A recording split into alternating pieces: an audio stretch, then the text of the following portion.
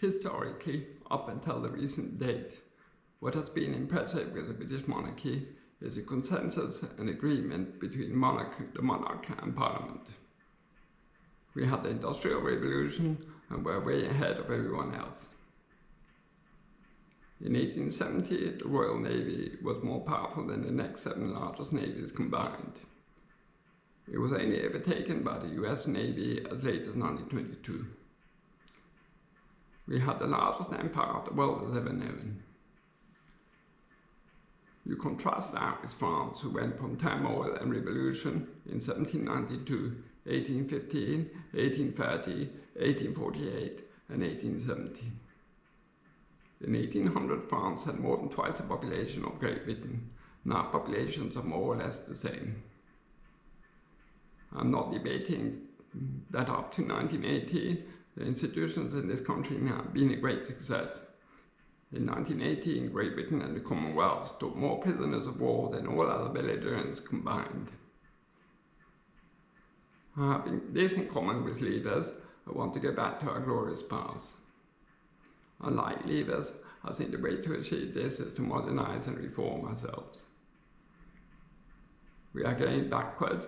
In 1760, the agreement between King George III and Parliament was that Parliament would take charge of armed forces, judiciary and general running of this country. Parliament took charge of the Crown estate, and in return for this, the monarch would get a civil list as well as other grants. In 2012, the civil list and other grants were replaced by the sovereign grant.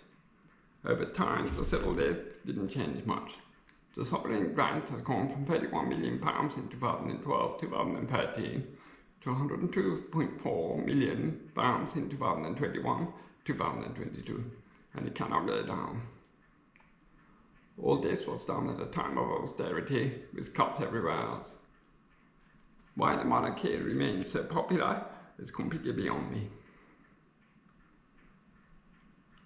I will digress now and talk about my new term, mediatic dictatorship. A mediatic dictatorship is a country where you have free elections, but the government controls the media. You had this in Hungary with Viktor Orbán and in Turkey with Recep Erdogan. What those leaders have done is pretty mediocre, but they keep winning elections because they control the media. What we have in Britain is a form of mediatic dictatorship. What our late Queen did was pretty impressive, but she is not beyond criticism.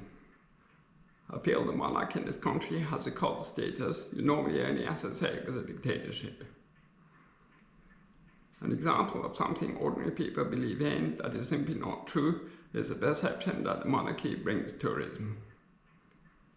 Versailles in Republican France gets far more tourists than any of the landmarks do. Much more worryingly, when talking to people, I always get the same answer. I suggest abolishing the monarchy. The reply is we will get a dictatorship. I never thought about abolishing Parliament, so this is nonsense. Speaking about Parliament, all MPs have got to swear an oath of allegiance to the King on taking office. Let me say, it seems to me this practice is a relic of the time when Great Britain was an absolute monarchy. In other words, a dictatorship. Whether we want a reform monarchy or a republic, this practice cannot continue. I myself cannot stand as an MP because I want to serve my country and my constituents, not the King. As such, it is not possible for me to swear an oath I fundamentally disagree with. As I have said concerning, for instance, the sovereign grant, Parliament is serving the monarch very well. All this at the expense of ordinary British people. It is hardly a surprise we are in such a mess. By swearing an oath of allegiance to the King, MPs agree not to modernize the institution. This I fundamentally object to on the very strongest terms. Please note, I'm not even calling so much for the monarchy to be abolished I'm requesting MPs be given the choice of swearing an oath of allegiance to their constituents and to Great Britain and Northern Ireland instead of the King. If you want to tackle immigration, the housing crisis, rising inequality, and so on, we need a parliament that serves the people and not the King. If our elected representatives serve the people and not the King, they will take their jobs seriously, and we can kiss goodbye to such nonsense as ULEZ or 20-mile speed limit in Wales.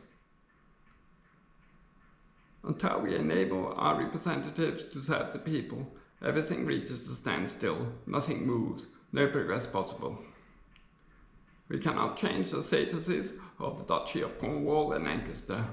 It's not likely we can get electoral reform done either. We need to take back control and abolish the monarchy. At the time of John Cree, the whole of Latin America and almost all of Europe were either monarchies or empires. Now most are republics.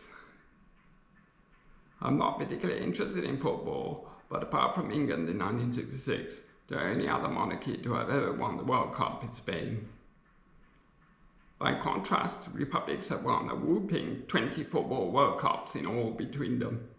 If you want to win the World Cup, we would increase our chances by becoming a republic. Additionally, competing as Great Britain will further increase our chances in an ultra-competitive global sport. If the monarchy is abolished, we can take French off our passports, which I'm sure will please some leavers.